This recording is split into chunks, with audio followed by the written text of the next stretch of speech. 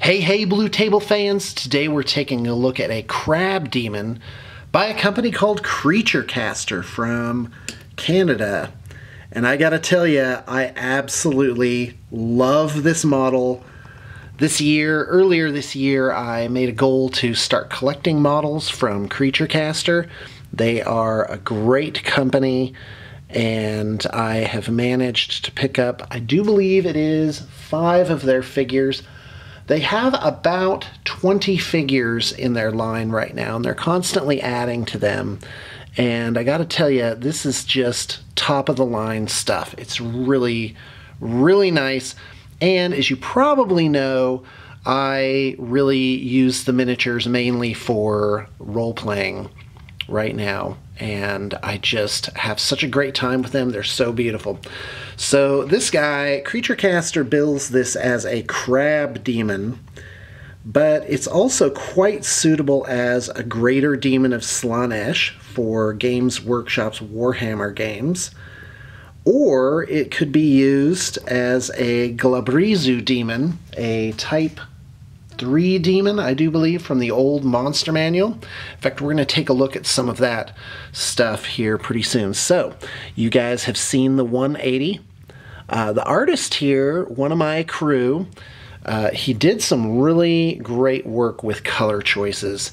And when you're blocking out the color choices for a model, you want to take contrast into consideration. You got light-dark contrast, warm-cold contrast, and also like color wheel stuff, and also plain versus colorful. And I think the artist has done a really good job here because he's got this sort of nice warm tan brown stuff going on for the regular skin, and it just brings out all the other colors so nicely. You got a nice light dark here with the very dark edges of the claws.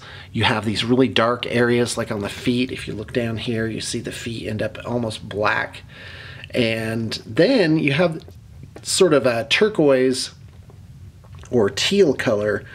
And that's your cold. That's your sort of splash of cold that really juxtaposes nicely with this reddish orange that he's got going on the sort of crab parts of it.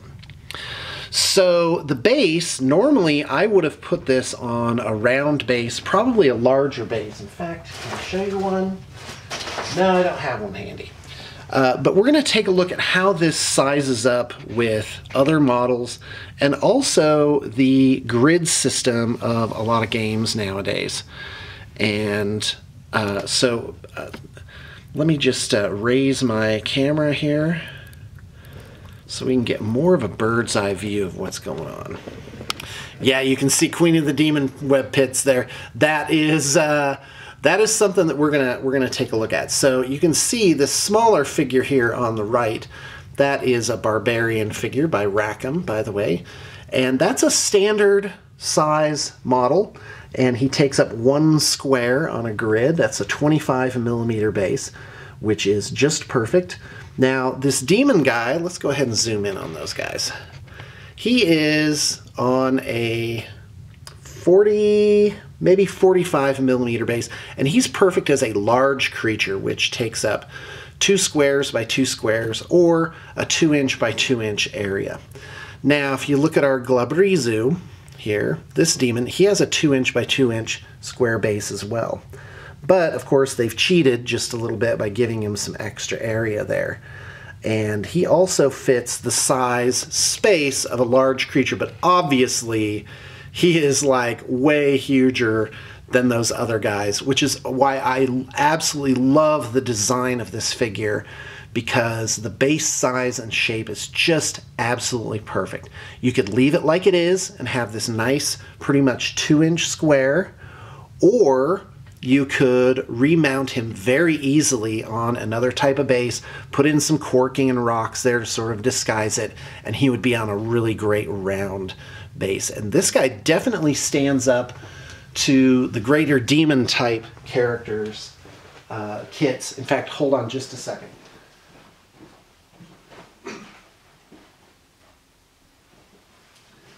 that Games Workshop is producing. In fact, let's take a look at this partially painted Greater Demon of Cahorn.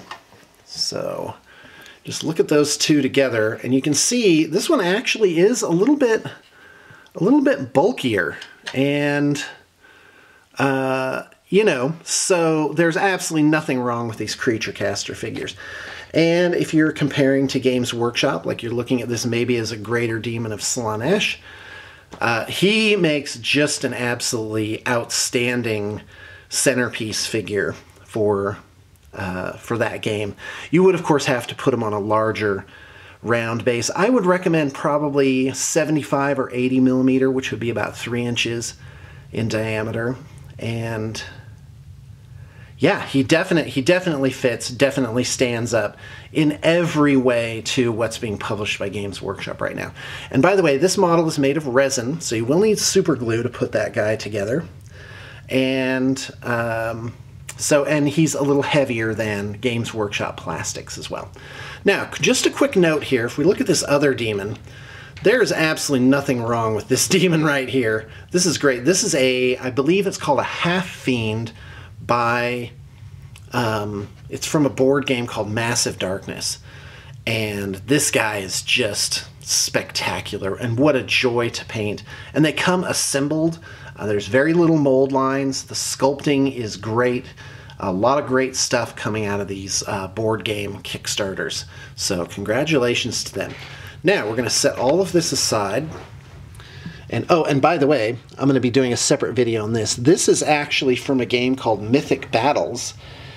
And this would be absolutely perfect for a Storm Giant. In fact, that's why I collected them, because I was running Horde of the Dragon Queen, which actually has Cloud Giants, but, you know, I think it'll still work. So pretty excited about that.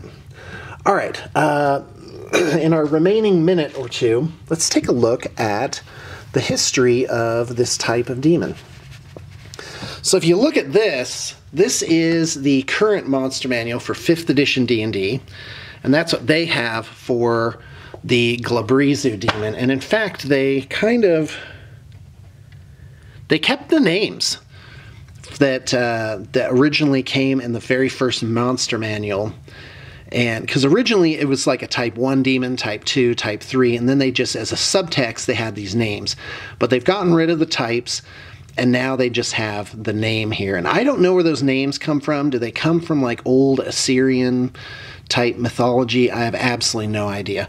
But as you can see, this picture here is like, it's basically that model. Like a Greater Demon of Slaanesh looks like this guy.